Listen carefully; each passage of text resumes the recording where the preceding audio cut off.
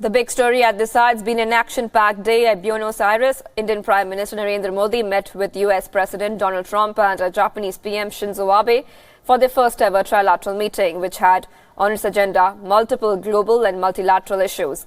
The meeting is seen as being critical in the wake of China's growing influence in the strategic Indo-Pacific region. Prime Minister Modi asserted India's commitment to work together on shared values, saying the meeting was a convergence of vision between three nations.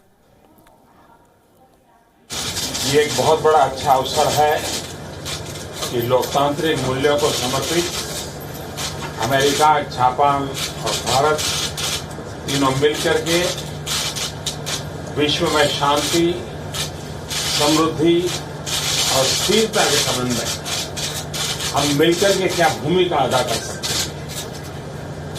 मेरे लिए खुशी की बात है कि दोनों देश हमारे स्ट्रेटेजिक पार्टनर रहे हैं, दोनों मेरे अच्छे मित्र रहे। इन तीनों के साथ हमारा मिलकर के काम करना अपने आप में एक सुहाना अवसर है।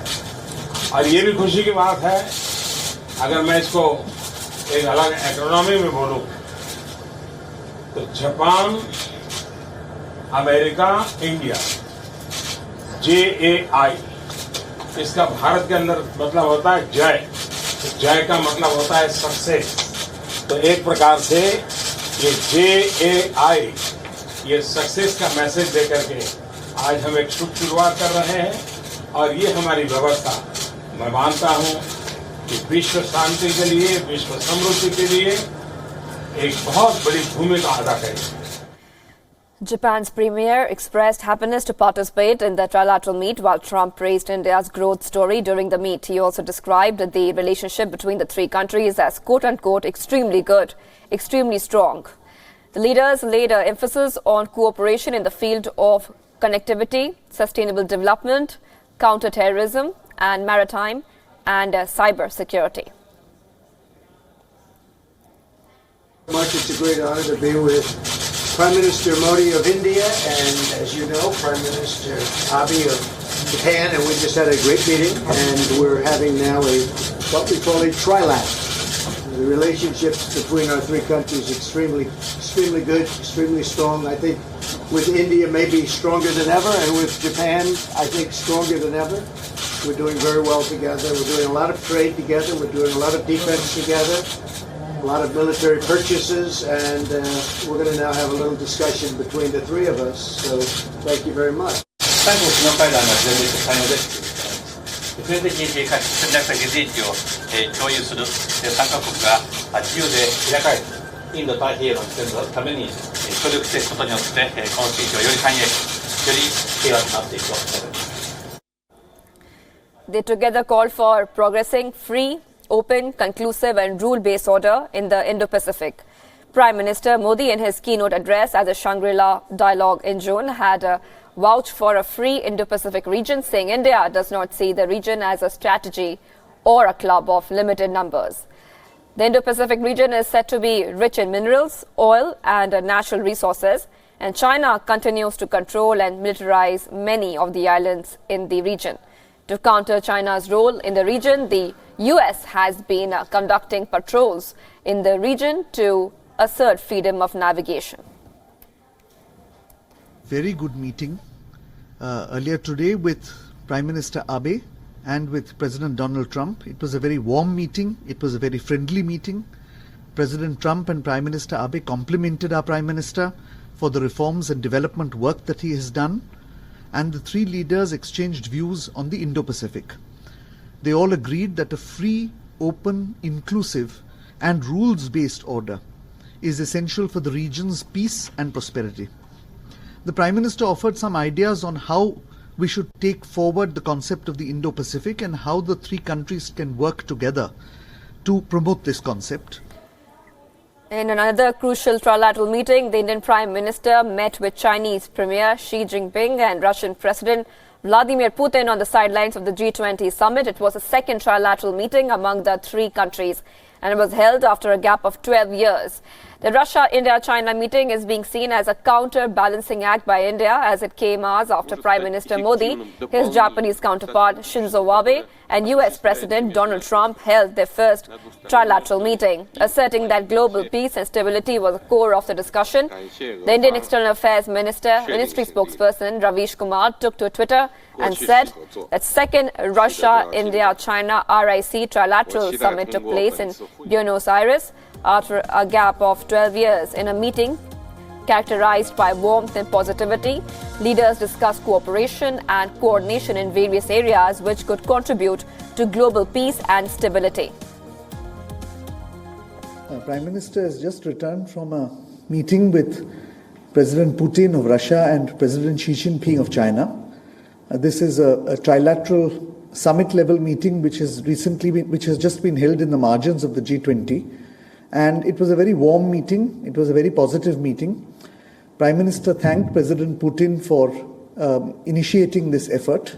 And all three leaders felt that given our respective roles as emerging economies and emerging markets, given our respective roles and influence in the world in terms of maintaining peace and stability in the region, that it was perhaps important that the three countries should cooperate and coordinate in various areas in order to contribute to global peace and prosperity. For more on the G20, Siddhant Sibil, our principal diplomatic correspondent, joins us live straight from Buenos Aires. Siddhant, the big trilateral meetings are over. What are your key takeaways from the Indian Prime Minister Narendra Modi's meetings with both Trump and Putin? Well, it was a hectic day for the Indian Prime Minister. He took part in two trilaterals, the Russia, India, China, and the another one, which is Japan, America, and India. The Japan, America, and India was the first time that these three countries came together in the backdrop of Indo-Pacific concept gaining currency, and focus was on convergence of issues between these three countries. We know that the quadrilateral met for the second time just 2 weeks ago on the sidelines of the 13th East Asian Summit, and it shows, of course, India's growing stature at the world high table, whether it's diplomatic, political, or economic, and shows that India is a country that nobody can ignore today, whether it's Moscow, Tokyo, Beijing, or Washington. And that is why it shows that how leaders are approaching India for partnership with India for a larger purpose, a larger geopolitical purpose in a world which is fragile, in a world that is witnessing a lot of fault lines. And in these fault lines, India is emerging as a factor of stability for the entire world and for many other countries.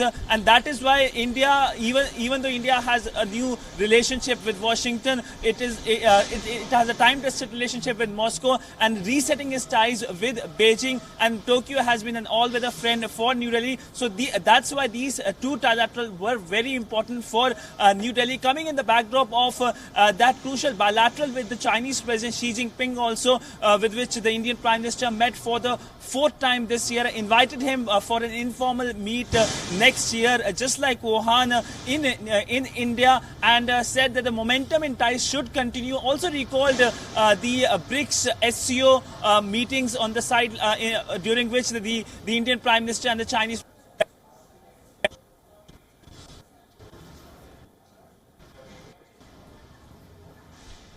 We're having some technical difficulties connecting with Siddhant Sibil. He has been tracking the G20 Summit very closely, and he joined us back again. Siddhant, we lost you there.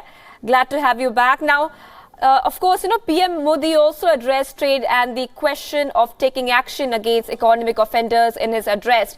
Could you speak a little bit more on that, on what he meant?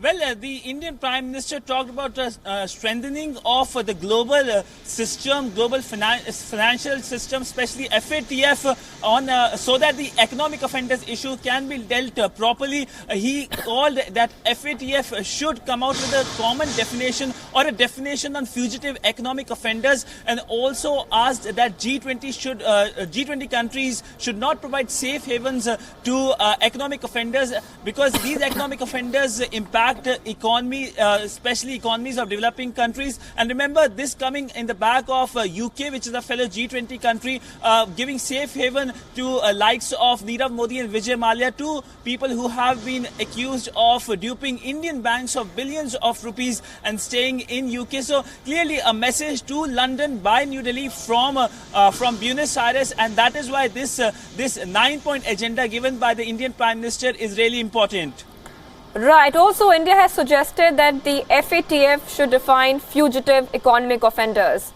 Can you elaborate once again for the sake of our viewers, what does he mean when he said that? Because remember that the FATF has cracked down very hard on Pakistan for harboring terror.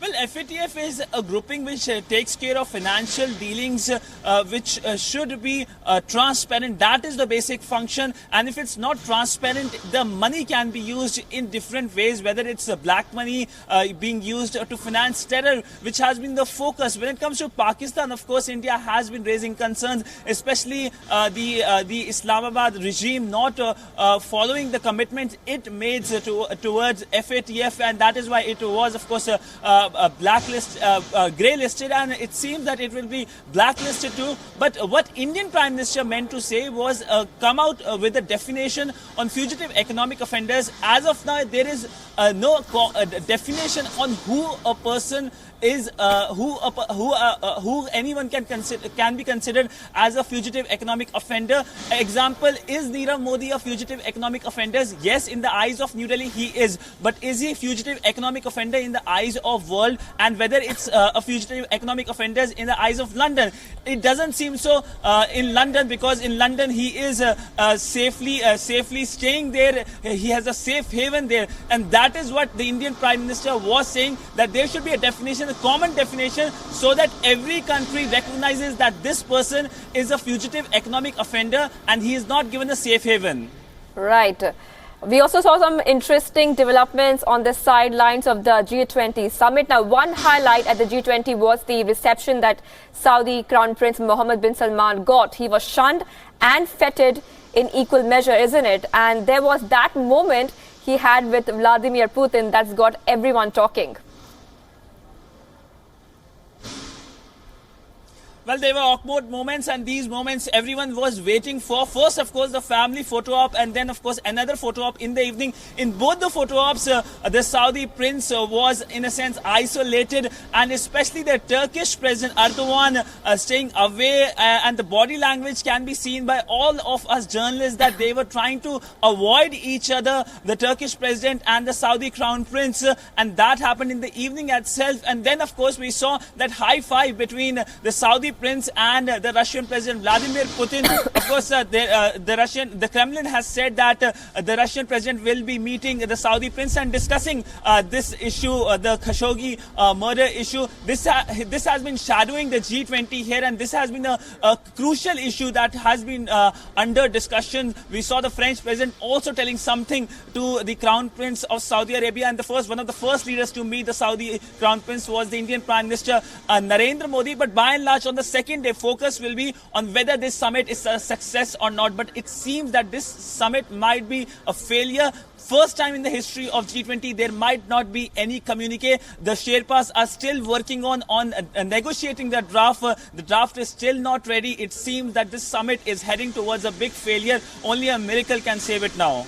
Right, Siddhant, thank you for joining us with all those updates. We'll, of course, be coming back to you as and when new developments come out from that very crucial summit. Now, here's what makes these trilateral meetings extremely crucial. First, it is the acknowledgement of India as a global engine of economic growth. The meetings put India at par with the top economies of the world. Second, the trilateral meetings usher in the point that India is increasingly being viewed as stability factor in the South Asian region. Third, the trilateral meetings with the global powers is a recognition of India as a country that is assuming a leadership role. Remember, India has been extremely vocal on a range of global issues. These include climate change, renewable energy, corruption, and disaster-resilient infrastructure. Fourth, the meetings are a reflection of India's willingness to contribute in a positive way in strengthening multilateral institutions like the World Trade Organization. India is also central to new ideas like the Indo-Pacific. And finally, the trilateral meetings are a fruition of India's efforts in building awareness on global challenges like climate change, terrorism and black money. India has played a leadership role in building a consensus on these issues.